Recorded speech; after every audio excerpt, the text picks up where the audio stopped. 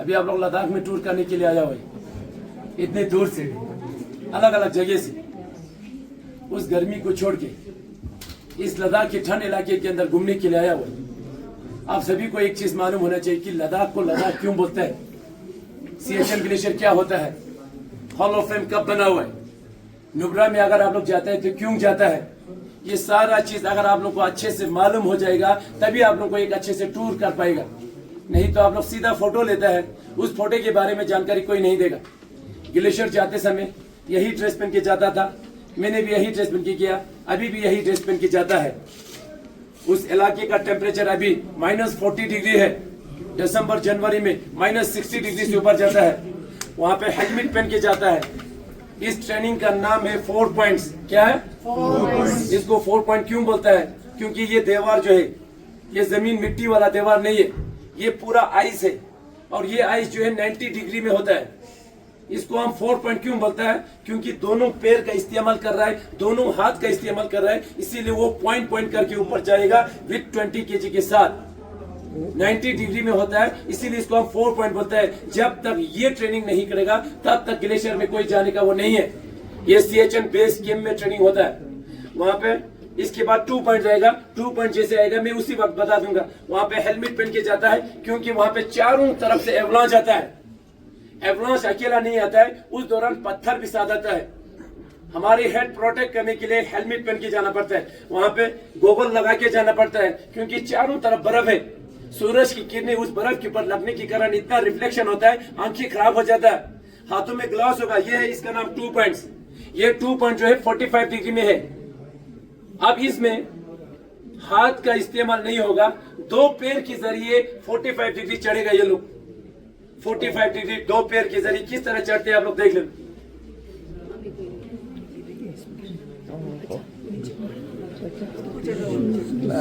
ये हमें क्यों दिया जाता है ट्रेनिंग?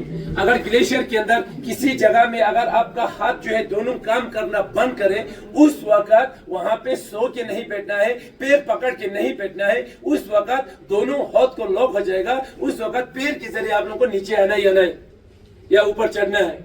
अगर वहां पे रुक गया, ब्लड सर्कुलेशन जम जाता है, चलते नहीं है क्योंकि वहां पे टेम्परेचर बहुत ठंड है। तो इसीलिए ये ट्रेनिंग भी हमें सिखाया जाता है।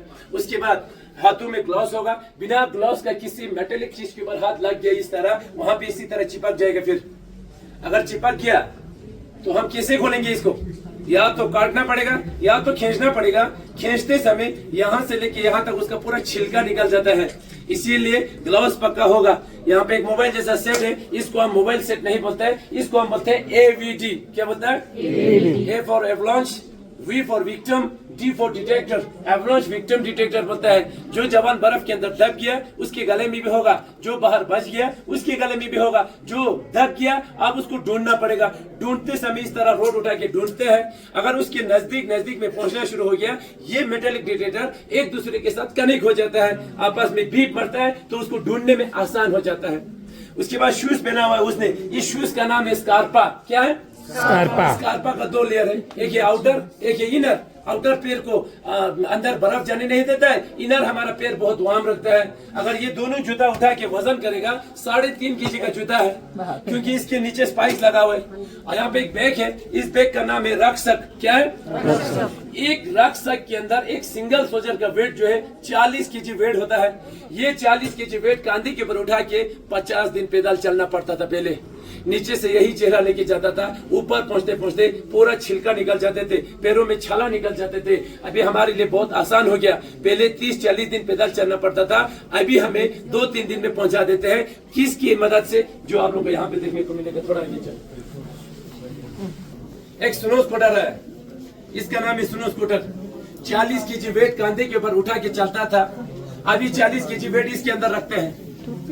एक जवान इसी के अंदर चढ़ जाता है, दिन भर यही काम करते रहता है। ये जमीन के ऊपर नहीं चलेगा, ये पहाड़ी के ऊपर चढ़ेगा। कहाँ पे? पहाड़ी के ऊपर भी नहीं, बर्फ के अंदर चलेगा। ये अगर थोड़ा भी जमीन आ गया ये नहीं चलेगा, फिर ये पूरा बर्फ के ऊपर चढ़ता है। बट ये डिमांड कब था इसका? 1984 का डिमांड था, बट आया कब? 2010 में आया था। तब उसके बीच में बहुत सारे जवान बर्फ के अंदर दबा हुआ है, तो इसीलिए अभी आसान हो गया। अभी हमें इतना नहीं चलना पड़ता है। चलिए आप थोड़ा सा पीछे चलिए।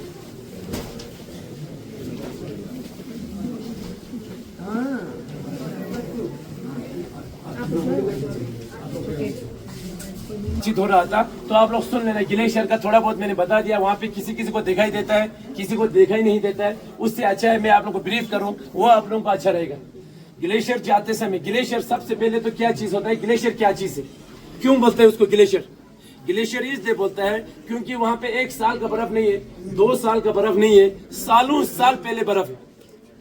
और वहां पे माइनस टेम्परेचर होने की वजह से जो डेली बर्फ गिर रहा है वो वहां पे इतना मेल्ट नहीं होता है।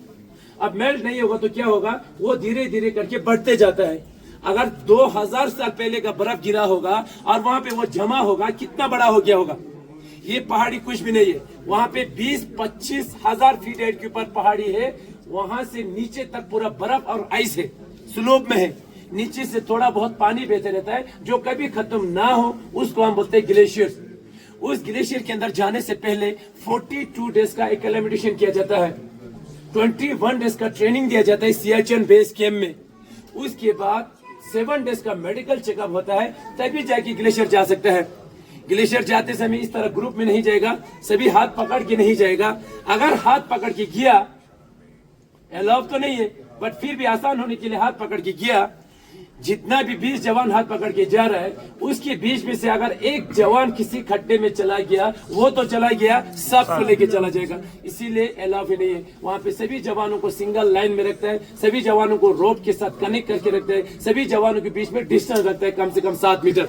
जाते समय नीचे की ओर नहीं जाता है, हमेशा पहाड़ी चढ़ता है। पहाड़ी चढ़ते समय 2 चीज ध्यान में रखने वाली बातें बहुत जरूरी है। अगर हम उस 2 चीज को ध्यान में रख के ग्लेशियर में नहीं जाएगा, फिर डेथ इज श्योर, वहां पे डेथ हो जाता है। क्योंकि ऊपर जाते समय सभी का निगाह जो है पहाड़ी के ऊपर होना चाहिए, क्योंकि उस पहाड़ी के ऊपर से क्या आ जाता है, धीरे धीरे करके इतना बड़ा बर्फ का हिस्सा टूट जाता है। 20 में से 10 जवान को कहां लेके कहां दबा देगा पता भी नहीं चलेगा। उस चीज का नाम है एवलांच। क्या है?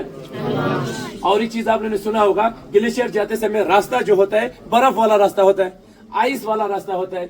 ज्यादा ठंड होने की वजह से उन रास्तों में दरारे हुआ होता है इस तरह, और वो दरारे कितना नीचे जाता है, 40-50 फीट नीचे जाता है। ऊपर क्या होगा, फ्रेश सुनो होगा, उस सुनो की वजह से दिखाई नहीं देता है। अगर उसके अंदर चला गया वापस आना पॉसिबल नहीं है। उस चीज का नाम है क्रेवासिस। क्या है?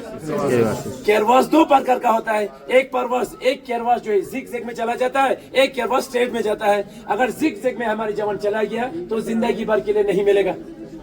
अगर वो स्ट्रेट में जाता है, स्ट्रेट में क्या हो जाता है, नीचे तक स्ट्रेट नहीं होता है, ऊपर से आप लोगों को खुला मिलेगा, बट नीचे जाने के बाद दोनों दोबारा इस तरह गैप हो जाता, गैप नहीं रहता है। ऊपर से गिर गया, उसके नीचे चला गया, तो वहां पे हमारा बंदा कैसे लटक जाता है, इसी तरह लटक जाता है। यहां से भी चिपक जाता है, पीछे से भी चिपक जाता है, और उस दीवार के बीच में फंस जाता है। वहां पे वो जिंदा मिलना चाहिए। अगर वहां पे वो जिंदा मिला, जिंदा रहा, हम रोप फेंक सकते हैं, वहां पे रोप के जरिए खींच सकते हैं। अगर डेथ हो गया, सबसे दिक्कत उधर हो जाता है, क्योंकि हम उसके अंदर लेने के लिए नहीं जा सकते हैं। तो किसी हो गया, किसी उसके जरिए उसको खींचने की कोशिश करता है, वो चिपका होने की वजह से उसका पूरा कपड़ा जो है फट जाता है। अगर कपड़ा फट गया तो शरीर रह गया, अब उस शरीर को भी खींचेगा, उसका पूरा छिलका निकल जाता है। वहां पे बीमारी बहुत होता है। मैंने जो देखा वो आप लोगों को बता दूंगा, बाकी मेरा बीमारी इतना पता नहीं है, बट मैंने जो वहां पे बीमारी देखा वो आप लोगों से शेयर करूंगा। वहां पे सबसे पहले मैंने जो देखा, वहां पे सभी उंगली के ऊपर या हाथों की उंगली के ऊपर फ्रोज बाइट हो जाता है। क्या हो जाता है? अगर किसी जवान की पैरों की उंगली के ऊपर या किसी के हाथों के ऊपर अगर फ्रोज बाइट हो गया, बाद में ज्यादा फैलने के कारण दोनों को काट दिया जाता है। वहां पे मेमोरी लॉस हो जाता है, वहां पे चेस्ट पेन होता है। ये सारा कुछ देखा। लास्ट में मैंने और एक चीज देखा, वहां पे हेपो जैसा बीमारी होता है, HAPO, HAPO, high altitude pulmonary oedema, lungs में पानी भर जाता है। एक होता है HACO, high altitude cerebral oedema, brain में पानी भर जाता है। वहां पे हमें पीने के लिए एक बूंद पानी तक नसीब नहीं होता है। वहां पे हमें राशन उठाने के लिए बहुत मुश्किल हो जाता है। किसी पॉसिबल जगह के ऊपर हेली लैंड करता है। अगर पॉसिबल जगह नहीं होगा तो वहां का सिविलियन जो है पोर्टर का काम करता है, जिसको आप लोग बोलते हैं पोर्टर, जो है सिविलियन जो होता है, जो खच्चर के ऊपर हमें सामान पहुंचाता है, जिसको आप लोग बोलते हैं खच्चर। क्या बोलता है? उस खच्चर के अंदर हमें 2 प्रकार का राशन आता है। एक में आता है स्पेशल राशन, एक में आता है नॉर्मल राशन। नॉर्मल राशन में आता है दाल चावल आटा, और स्पेशल राशन में आता है जूस काजू बादाम। ये सारा कुछ होने के बाद सियाचिन ग्लेशियर के ऊपर हमें रहन सहन जो होता है टेंट के अंदर गुजारना पड़ता है। हमें आलीशान रूम नहीं मिलेगा। 3-4 महीना देश की सुरक्षा के लिए 24 घंटा तैनात है वहां पे। उसके बाद आप लोग सुन लेना, यहाँ पे लिखा हुआ है celebration 20 year of Kargil war 2019। Celebration का मतलब नाच गाना पार्टी का सेलिब्रेशन नहीं हुआ था। सेलिब्रेशन का मतलब सम्मान हुआ था। कारगिल के अंदर 3 ऑपरेशन हुआ था। ऑपरेशन सफेद सागर इंडियन एयरफोर्स, ऑपरेशन तलवार इंडियन नेवी, ऑपरेशन विजय इंडियन आर्मी। जब तीनों सेना मिल के जब ऑपरेशन हुआ तभी हमारी 134 किलोमीटर जमीन वापस आया। बट बदकिस्मती से हमारे 527 जवान उस युद्ध के दौरान शहीद हुए। उन शहीदों को पूरा आर्मी मिल के उनको सम्मान हुआ था। वेपन के साथ उनको सलामी दिया गया, उनको रीत चढ़ाया, उनको दिया जलाया, उनकी आत्मा को शांति मिले प्रे किया। लास्ट में उनको विक्ट्री फिल्म जलाया जिसको हम बोलते हैं मशाल। क्या बोलता है वो मशाल आप लोगों के सामने रखा हुआ है जो इस शो के इसके अंदर है। उस दौरान इतना बड़ा सम्मान हुआ था। फर्स्ट टाइम पूरा तीनों सेनाओं का एक अध्यक्ष बना था जिसको हम बोलते हैं CDS। क्या बोलता है chief of defence staff. General Vipin Rawat साहब मौजूद थे। अभी हमारे बीच में जनरल भी साथ नहीं है, वो भी प्लेन हेलीकॉप्टर क्रैश में शहीद हुए। आप लोगों को सम्मान करते हुए नजर आएगा। ये है विपिन रावत साहब जो आपके सामने है। अभी आप लोगों ने कैप्टन विक्रम बत्रा का नाम सुना, ये है कैप्टन विक्रम बत्रा जो अभी यहाँ पे है। इसका एक जुड़वा भाई है जिसका नाम है विशाल बत्रा।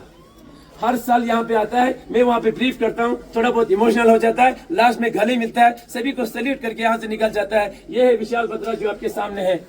कैप्टन विक्रम बत्रा एक पोस्ट को रिकैप्चर करने के बाद उसी पोस्ट के अंदर उसको प्रमोशन हुआ था। लेफ्टिनेंट से उसको कैप्टन बनाया। लेफ्टिनेंट होता है 2 स्टार, कैप्टन होता है 3 स्टार। जब वो 3 स्टार बना उस वक्त उसकी पैर में 2 गोली लगा हुआ था। उसके ऑफिसर ने उसको बताया, बेटा आपको मैं आगे युद्ध करने का अलाउ नहीं करूंगा, आपकी पैर में गोली लगा हुआ है, आप नीचे जाके अपना इलाज कीजिए। उस वक्त उस रिप्लाई किया उस बंदे ने उस बड़े ऑफिसर को, सर इस 2 गोली से मेरा कुछ होने वाला नहीं है, अगर मेरी बॉडी में 100 गोली भी लगे तब भी मैं इस देश के लिए लड़ूंगा और इस देश के लिए शहीद हो जाऊंगा। इसीलिए उसकी जज्बे को देखो, इसको परमिशन मिला। इसीलिए उस फिल्म के अंदर बोलता है ये दिल मांगे, इसलिए बोलता है क्योंकि वहां पे वो रुकने वाला नहीं था। उसका अधूरा पोस्ट था 4875 पे पहुंचने से पहले रातों रात बढ़ने के बाद सुबह 4:30 बजे पाकिस्तान के 3 बंकर को उसने रेंगते जाके ब्लास्ट करके खत्म करके, जैसे वो 5 बजे 4875 टॉप में पहुंचने वाला था, अचानक दुश्मनों ने उसको सामने से नहीं, उसको बैक साइड में 5 गोली लगाकर उसको शहीद किया गया। उनको फौज का हाईएस्ट गैलेंट्री अवार्ड परम वीर चक्र से सम्मानित किया गया। अभी उसको बत्रा टॉप के नाम से जाना जाता है। तो इसीलिए वो शेरशाह, आप लोग जो फिल्म देखा उस वक्त शेरशाह आप लोग को उसमें दिखाई देता है, बट यहाँ पे आप लोग को शेरशाह जो है हकीकत में ये है शेरशाह जो आप लोग के सामने है।